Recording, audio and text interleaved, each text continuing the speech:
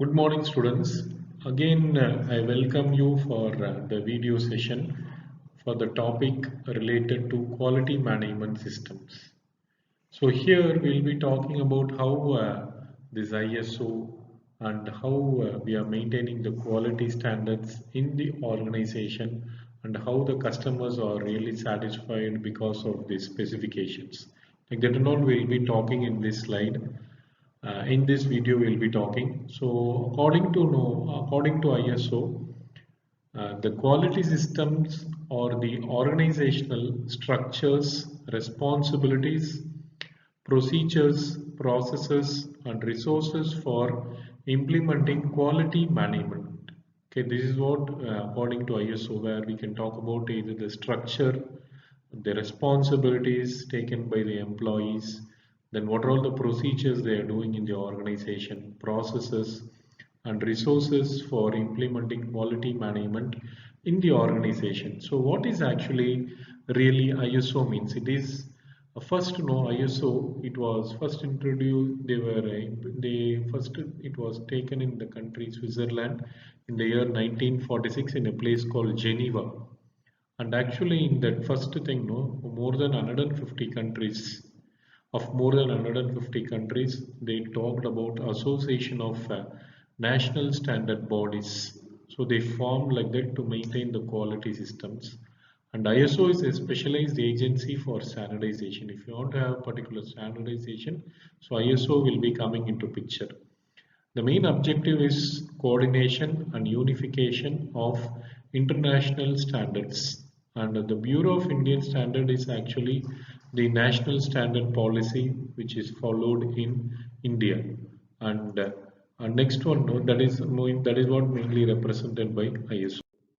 And what are all the classifications of ISO 9000 is ISO 9001 ISO 9001 will be talking about quality as a model for design, either for design or development or for production or installation and servicing.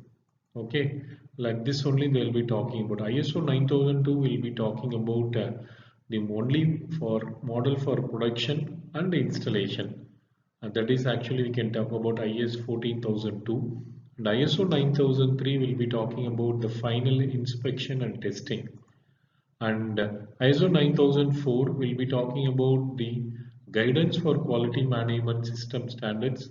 For nowadays every time we can talk about this continuous improvements, and what are all the elements or causes of ISO 9000 quality management quality system requirements. One is from the top management responsibility, the quality systems, then contract review. Every time we should keep on review the contract to maintain the improvements in the quality.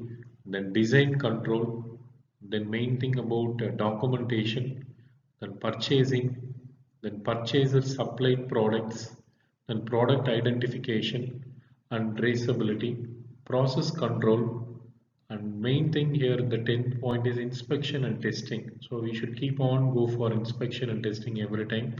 Measuring and test equipments, then inspection and test status, controlling of non-conforming products, then corrective and preventive actions wherever it is needed, then proper handling, storage and packaging systems, control of quality records for the past minimum 3 years we should maintain, and every time we should have an internal quality audit within the company itself. Then we should have proper training given to each and every employees. Then servicing it is the main thing, and statistical technique related activities.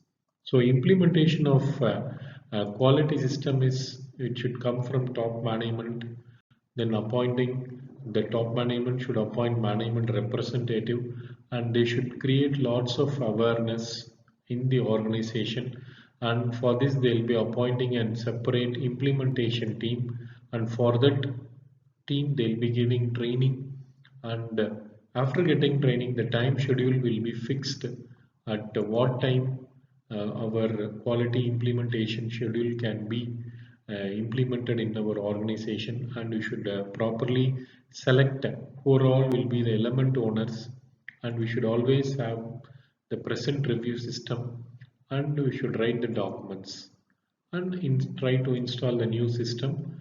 And compulsory after installing the new system, we should go for internal audit, and again whether the system is working out or not, the management will review again, and will be going for pre-assessment and registration and award of ISO 9000 certificate.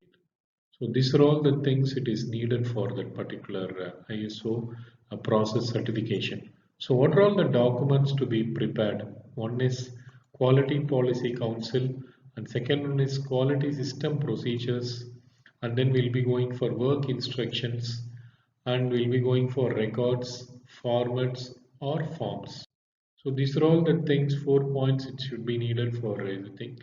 And benefits of documentation. So no need to talk specially about this particular slide, where we can go for regularizing the methods of performing the day-to-day activities. Main thing is that only performing the day-to-day activities provides formats for standardizing practices, and it will be giving assessing degree of enforcement in practice, and it will be facilitating troubleshooting for tracking back on the processes. So demonstrates the ISO quality system certification.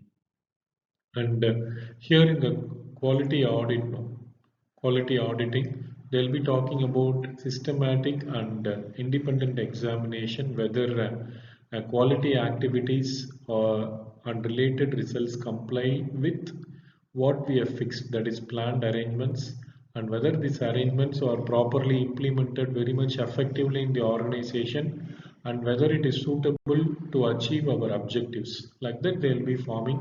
And for these types of audit is first party audit, second party audit and third party audit.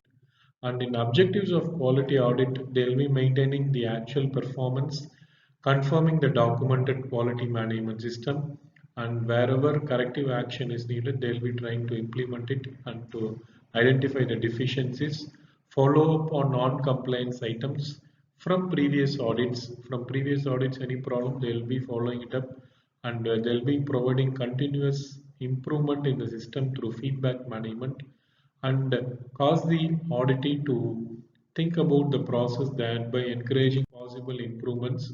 Stages of an audit is audit planning. Then in that audit planning, you will be going for schedules. Then personnel who are all going to be practicing in that personnel in that particular training process, and notification related to for changing, and checklist. What are all the checklists we should prepare whenever we are going for an quality maintenance. And stage 2 is audit performance, and you should have a meeting with all the employees, and what is the audit process you should explain to them, and if any audit deficiencies also you should try to explain. And stage 3 is audit reporting. These are all the problems we are having in the organization, and for that what we are going to follow it up. In the stage 4 we will be having it.